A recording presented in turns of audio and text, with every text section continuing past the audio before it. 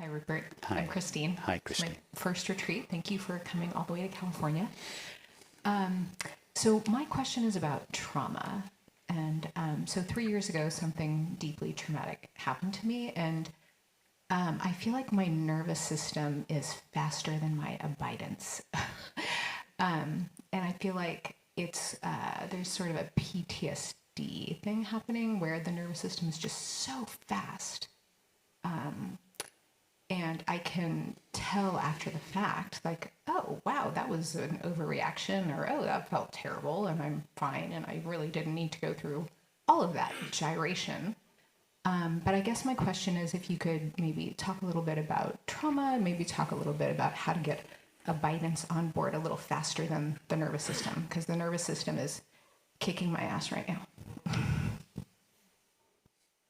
So in theory, and it's not just theory, it's true, but theoretically, all that is required is to rest in being, and the nervous system, but both the mental agitation and the tension in the body gradually come to rest.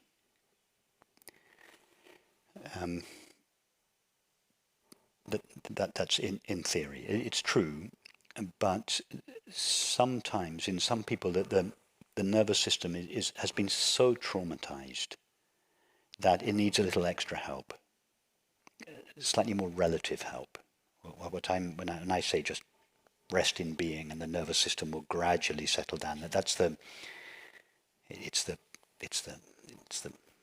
highest approach. It's the most minimal approach. You're not even touching your nervous system. You're just surrendering it to the inherent peace of your being, and gradually it will calm down. But it may be that your nervous system is so traumatized it could use some more relative help. And from what you're saying, that's why I say theoretically it's true. From what you're saying, I would recommend some more relative help to just calm the nervous system down to a degree, to enable you then to go back to just resting in being as being, and then offering the agitation of your mind and your body to that openness. I feel like I can be calm and resting and being, and then a trigger will happen. I'll be in a situation where the nervous system flares and it's just so fast. And okay, well, the fact that it's fast is not itself problematic. It's whether it's whether the reactivity of the nervous system, it happens very very fast, but does it have the power to take you out of being and away from being? Do you lose yourself in the reactivity of your mind or your body, or are you able to find your way back there? It takes a while. It takes a while. It takes a while, yeah. Okay, so that's when you could introduce an intermediary step. You've been resting in being, something happens, it triggers this lightning reaction. Your body and mind are in a heightened state of anxiety, and you can't find your way back because it's so intense.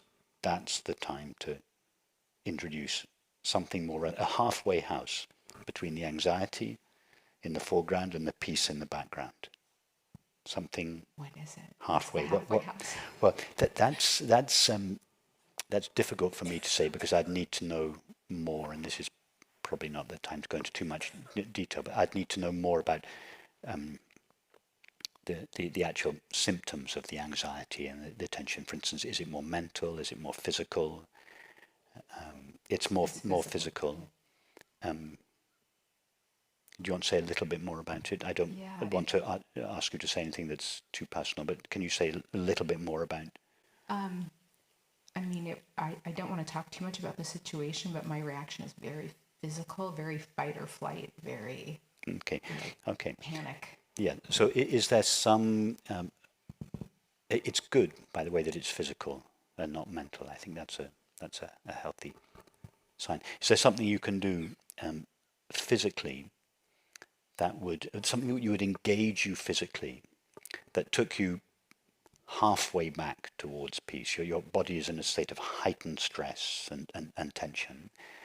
And is there some activity, ideally one that you enjoy, because then there'll be no resistance, you don't want to impose it on yourself. Is there some activity that you enjoy that would be calming for your body, that would at a physical level just reduce the tension? Of course, ultimately the remedy is not a physical remedy, it's the remedy of your being.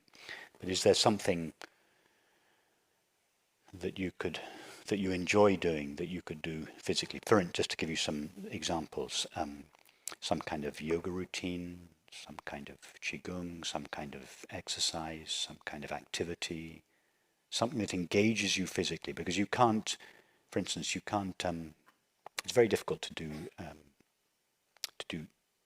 qigong in a state of heightened anxiety and tension, because the very movements themselves demand a certain relaxation of the body. So some kind of movement practice like this would be a physical counterpart to the tension, and would take your body in the right direction. It would quieten down the energy of the body, and then there'd be more spare attention. Your attention wouldn't be completely absorbed by the anxiety and the tension. Then you've got spare attention, you can go back to your being, and then you can surrender the residual tension in your body to the openness of awareness.